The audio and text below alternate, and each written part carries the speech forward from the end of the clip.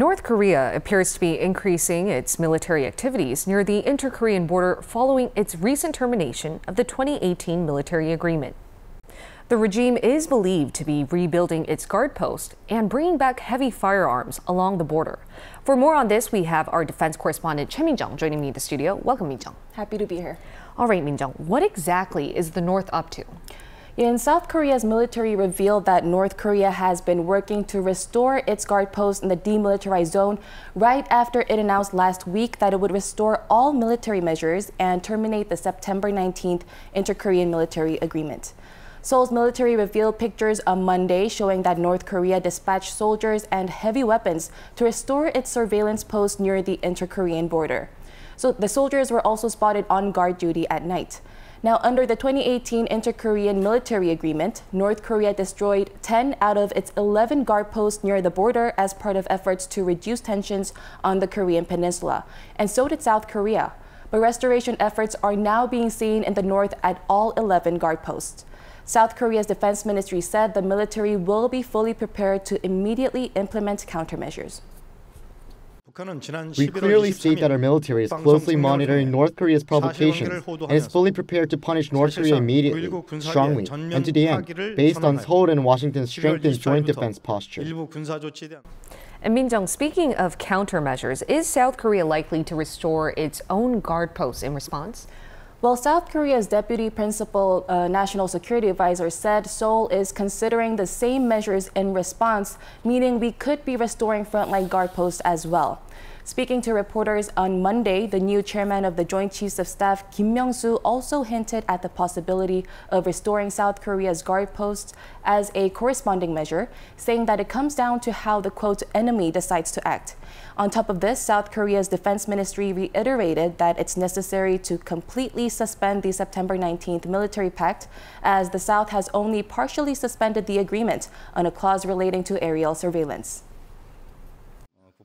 The Ministry of National Defense has continuously explained that the military agreement imposes various restrictions on military operations. We have conveyed our opinion to relevant entities that, if necessary, a complete suspension is needed. I see. And we also hear that North Korean soldiers stationed at Panmunjom are now armed with handguns. So South Korean authorities, for their part, have called on for their soldiers there to respond decisively to any acts of provocation. Could you tell us more on that? Right, Pyongyang is reportedly arming its soldiers who are deployed at Panmunjom Joint Security Area. According to multiple military sources, North Korean soldiers have been carrying sidearms while on duty since the latter half of last week. South Korean soldiers in the area remain unarmed. The United Nations Command, which is in charge of the Joint Security Area, is reportedly weighing options while closely monitoring Pyongyang's moves. Under the military agreement in 2018, soldiers on both sides in Panmunjom agreed to be unarmed while on duty. But if the North persists in arming its troops in the JSA, it's possible that South Korean soldiers will be ordered to carry firearms as well. And tensions have flared since North Korea tried attempting its third spy satellite launch, right? Right, as you said, North Korea's increased military activities come after it terminated the inter-Korean military agreement following South Korea's decision to partially suspend the pact due to North Korea's recent spy satellite launch. Earlier this week, Pyongyang said its spy satellite had taken images of the White House, the Pentagon, and other U.S. military facilities.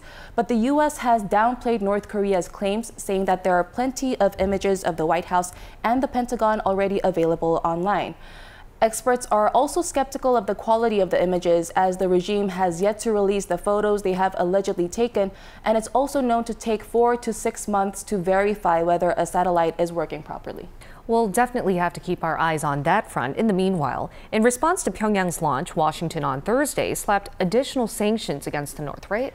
Right, the U.S. government slapped sanctions on the North Korean hacking group Kim Soo-ki, as well as 8 foreign-based North Korean nationals. The U.S. says Kim Soo-ki helped facilitate sanctions evasion to support the North's weapons of mass destruction programs, and the Treasury Department added that the group uses spear phishing to target individuals employed by government, as well as entities in Europe, Japan, Russia, South Korea, and the U.S. Meanwhile, Washington also announced that South Korea, the U.S., Japan, and Australia are each coordinating the imposition of sanctions on North Korean individuals in response to this recent spy satellite launch. It's reportedly the first time the four countries have issued coordinated sanctions on the regime. That just points to how flared of tensions we'll be seeing throughout the week. Thank you so much, Min-jung, for the wrap-up. My pleasure.